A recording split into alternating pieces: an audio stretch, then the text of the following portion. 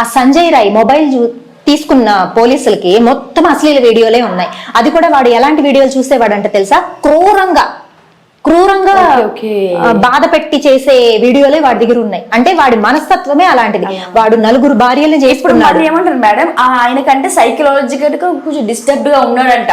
Disturbed గా ఉంటే పొద్దున్న నేను ఒక పేపర్ చదివాను, ఆ పేపర్ లో నేను చూసాను ఆయన డిస్టర్బ్డ్ గా ఉన్నారు. ఆయనకి ఏదో సైకలాజికల్ గా ట్రైనింగ్ లేకపోతే ఏదో దాని కోర్స్ పంపించాలంట. అంటే కోర్సు పంపించాలి. అక్కడ ఇప్పుడు గల్ఫ్ కంట్రీలలో ఎలా ఉంటుంది, ఎలాంటి సంఘటనలు జరిగితే స్పాట్ లో చేస్తారు, ఇంకొకరికి భయం రావాలి. మన భారతదేశంలో మన దౌర్భాగ్యం ఏంటి అంటే రాదు, ఎప్పుడు జరిగిందో అప్పుడు వెంటనే దానికి సొల్యూషన్ ఉండదు. ఒకవేళ సొల్యూషన్ దొరికినా కూడా అది ఎలాంటి సొల్యూషన్ అయి ఉంటుంది తెలుసా, వాళ్ళని కూర్చోబెట్టి జైళ్ళలో చక్కగా భోజనాలు పెట్టి మేపి ఎప్పుడుకో శిక్ష వేస్తారు. నెక్స్ట్ జనరేషన్ వాళ్ళంతా ఏమైపోతారు తెలుసా, ఓహో ఇలా చేసినా కూడా మనకేమి వెంటనే శిక్ష ఏం పడదలే, ఒకవేళ మనం తప్పించుకోవచ్చు, మైనర్లు అయితే మనకి వేరే లాజిక్లు ఉంటాయి, న్యాయాల్లో చాలా లూప్ హోల్స్ ఉంటాయి అని చెప్పి దీన్ని నెగిటివ్ గా తీసుకునే వాళ్ళే ఎక్కువైపోతున్నారు. వెంటనే శిక్ష అమలు జరగాలి, అది కూడా శిక్షలు చాలా కఠినంగా ఉండాలి. వెంటనే మానవ హక్కుల సంఘాలు వచ్చేస్తాయి అన్నమాట. మానవ హక్కుల సంఘాలకి అక్కడ అమ్మాయికి జరిగింది అన్యాయం అని తెలియట్లేదా? ఎగ్జాక్ట్లీ. అలాంటి ఆడపిల్లలే మళ్ళీ బలి అవుతారు మనం వెంటనే న్యాయం చేయకపోతే అని తెలియట్లేదా? ఒక సింహం వచ్చిందమ్మా, అడవిలో నుంచి ఊర్లోకి పడిపోతుంది, సింహం పడిపోతుంది, అప్పుడు ఏం చేస్తారు? అయ్యో దాన్ని మెత్తగా బోన్లోకి తీసుకుపోతామా అంటారు. 4-5 మందిని చంపేసిన సింహాన్ని ఏం చేస్తారు? దాన్ని హిట్ చేసైనా సరే 10 మంది ప్రాణాలు కాపాడాలి. అలాంటి క్రూర ముఖం వాడు.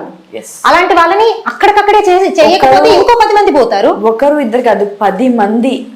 ఆ అమ్మాయి కడుపులో అది టెస్టెస్ బయటకు వచ్చాక 150 mg స్పర్మ్ అనేది ఉంది అనమాట.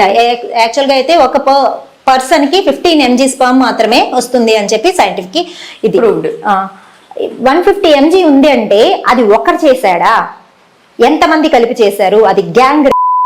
స్పర్మ్ ఉంది అంటే అక్కడ జరిగినట్టే. అంటే ఏంటి మేడం, అంటే ఇంకా ఎన్నాళ్ళు ఇలాగా అంటే మన అంటే even I'm very middle class girl. ఇప్పుడు నాకేమనిపిస్తుంది అంటే ఐ స్టే అలోన్, నేను ఒంటరిగానే ఉంటాను, అమ్మ వాళ్ళు వేరేగా ఉంటారు హైదరాబాద్ లోని, నాకు కొంచెం డ్యూటీకి దగ్గరని. ఈ వార్త విన్నప్పటి నుంచి డైలీ నాకు ఇదే ఆలోచన, పేరెంట్స్ భయపడతారు. ఇప్పుడు ఒక బస్ లో పోవాలంటే భయపడతాం. నిన్న నైట్ ఒక న్యూస్ వచ్చిందమ్మా, నార్త్ సైడ్ ఒక అమ్మాయి బస్ లో ఒంటరిగా ఉంది, అందరు దిగేశారు, అమ్మాయి ఒకటే ఉంది, చిన్న అమ్మాయి. 5 మంది బస్ డ్రైవర్, బస్ కండక్టర్ వాళ్ళు రేప్ చేసి దిగేసిన తర్వాత మళ్ళీ ఇంకో బస్సు, అక్కడ బస్సులు ఆగి ఉంటాయి కదా బస్ స్టాండ్ లో, ఇంకొక 2 తర్వాత అకౌంటెంట్ వచ్చి 5 చేసి ఆ అమ్మాయిని వదిలేసి వెళ్ళిపోయారు. ఆ అమ్మాయి అక్కడ కూర్చొని దీనంగా ఏడుస్తూ ఉంటే వెళ్ళి చూస్తే ఇలా ఆ అమ్మాయికి ట్రైనింగ్ ఇచ్చి అమ్మాయి కౌన్సిలింగ్ ఇస్తే తర్వాత చెప్పింది అనమాట, ఇలా జరిగింది అని చెప్పి. చెప్పుకోలేని స్థితిలో ఉన్న అమ్మాయిలు కూడా ఎంతో మంది మొన్న డేలో నిర్మల్ లో ఒక అమ్మాయి, ఒక ఆవిడ 25 years సంథింగ్ ఉంటే డ్రైవర్ గుడ్డ 24 మంది ప్రయాణికులు ఉన్నారు, నోట్లో గుడ్డ పెట్టేసి చేసేసాడు అమ్మాయి. ఎందుకు అంత కామాంధులాగా తయారైపోతున్నారు? అమ్మాయి బయట తిరగలుగుతుంది? అసలు స్కూల్ కి వెళ్ళాలని, కాలేజ్ కి చిన్న పిల్లల్ని వదిలిపెట్టట్లేదు, మిడిల్ ఏజ్ వదిలిపెట్టడం లేదు, పెద్దవాళ్ళని వదిలిపెట్టడం లేదు. ఏ ఆడపిల్లకి రక్షణ ఉంటుంది? ఎలాంటి చట్టాలు తీసుకొని వస్తే ఆడపిల్లకి రక్షణ వస్తుందో అలాంటి చట్టాలను తీసుకురావాలి. చట్టాలలో మార్పు రావాలి, ఆటోమేటిక్ గా మనుషుల్లో మార్పు వస్తుంది. ఇంకొక విషయం ఏంటి అంటే, మనకు జరగలేదు కదా, మన ఫ్యామిలీలో జరగలేదు కదా అని చెప్పి అనుకోవాల్సిన విషయాలు కాదు ఇవి. మనం కూడా ఖచ్చితంగా ఇలాంటి విషయాలు జరిగినప్పుడు స్పందించాలి, సపోర్ట్ ఇవ్వాలి. ఏమి చేస్తే అక్కడ న్యాయం జరుగుతుంది అన్నదానికి ప్రతి ఒక్కరూ తోడుగా నిలబడాలి. ఆడవాళ్ళైనా మగవాళ్ళైనా ఎవరైనా సరే. ఒక తండ్రి, చాలా మంచి తండ్రి, ఈ సిచ్యువేషన్ చూసిన తర్వాత తన బిడ్డల గురించి, ఆడపిల్లల గురించి ఎలా భయపడతాడు?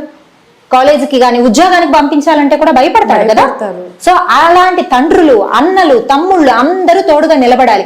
కరోనా వచ్చినప్పుడు మనం ఏం చేసాం? మనము సెల్ఫ్ గా ఇంట్లోనే ఉండి ఎలాగైనా సరే స్ప్రెడ్ చేయకుండా, బయటికి వెళ్లకుండా మనల్ని మనం సెల్ఫ్ అరెస్ట్ చేసుకున్నట్టు ఉన్నాం ఇళ్లలో. సేమ్ అలానే ఇప్పుడు ఏదో ఒకటి చేద్దాం, మనమే చేద్దాము. నేను సామాన్యురాల్ని, నా వల్ల ఏమవుతుంది అని ఎవరు అనుకోకూడదు. ఖచ్చితంగా అందరూ కలిసి మనం చట్టాలు, మంచి చట్టాలు, ఇలాంటి పరిస్థితులు, ఇలాంటి సంఘటనలు మళ్ళీ మళ్ళీ రాకుండా ఉండే చట్టాలు వచ్చే వరకు ప్రతి ఒక్కరూ పోరాడదాం. ప్రతి ఒక్కరూ తనకి ధైర్యంగా నిలబడదాం, తనకి తోడుగా, తన ఫ్యామిలీకి తోడుగా. చనిపోయిన అమ్మాయి ఇప్పుడు ఎలాగో వెనక్కి తిరిగి తీసుకురాలేము, కానీ ఇంకొక ఆడపిల్ల, ఇంకొక మౌమిత అవ్వకూడదు, ఇంకొక నిర్భయ అవ్వకూడదు, ఇంకొక చిన్న ఆడపిల్ల ఇలాంటి సంఘటనలకు గురి కాకూడదు. ఎవరైనా సరే ఆడపిల్లని అమ్మలాగానో, చెల్లిలాగానో, అక్కలాగానో చూసే సమాజాన్ని తీసుకురాగలగాలి మనం. అది ఎలా తీసుకురాగలుగుతాం? మనలో మార్పు రావాలి ముందు. ఆ మార్పు రావడానికి ప్రతి ఒక్కరం కృషి చేద్దాం. ఎలా అయిపోయింది, నాది కాదు కదా, పర్వాలేదులే, ఇప్పుడు ఒకసారి చూస్తారమ్మా, ఏడుస్తారు, బాధపడతారు, రెండో రోజుకి మర్చిపోతున్నారు.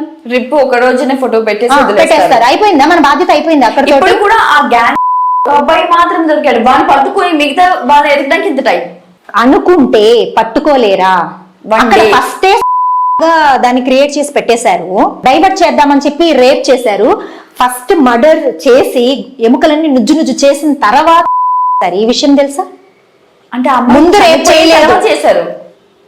బాబోయ్, అంటే డైవర్ట్ చేద్దాం, ఈ కేసుని డైవర్ట్ చేద్దాం అంటే ఈ కేసు వెనకల ఎన్ని లూప్ హోల్స్ ఉన్నాయి, ఎంత మంది హస్తం ఉంది. చనిపోయిన అమ్మాయి మీద ఎలాగా ఇది అవ్వాలనిపిస్తుంది ఇమీడియట్ గా చేసి. అవును, అంటే కేసు డైవర్ట్ చేయడం కోసం అమ్మా.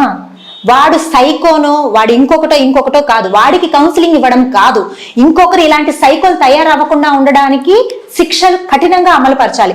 రేపు మంగళవారం 20వ తారీఖు సుప్రీంకోర్టు దీన్ని సుమోటాగా తీసుకునేది. మనం అందరం ఎదురు చూడాలి, మనం అందరం కూడా పోరాడాలి. ఖచ్చితంగా ప్రతి ఒక్కరూ తోడుగా నిలబడాలి. మనము కరోనా పోవాలి అని చెప్పి అప్పట్లో సౌండ్స్ చేయడానికి ప్రతి ఇంటి మీద ఎలా అయితే వెళ్ళి నిలబడుకొని చేస్తామో ఇలాంటి మార్పులు తీసుకురావాలి. అది ప్రాణభయం కాబట్టి, అందరి ప్రాణాలు కాబట్టి, అమ్మాయి ప్రాణం కాబట్టి.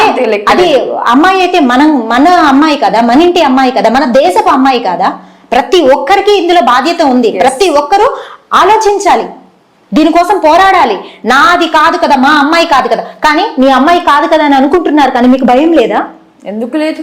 మా హస్బెండ్ అన్నారు మొన్న, ఈ సంఘటన తర్వాత నేను గట్టిగా మాట్లాడి కోప్పడి, లేదు అందరం కలిసి ఏదో ఒకటి చెయ్యాలి అని మాట్లాడినప్పుడు కొంతమందికి, చాలా మందికి తెలియని విషయం ఏంటంటే ఇలా కూర్చొని మాట్లాడడానికి కూడా భయం, చాలా భయం. అవును, మన బంధువులు ఏమనుకుంటారో, మన ఫ్రెండ్స్ ఏమనుకుంటారో, ఇలాంటి టాపిక్లు మాట్లాడతారా అని మాట్లాడడానికి కూడా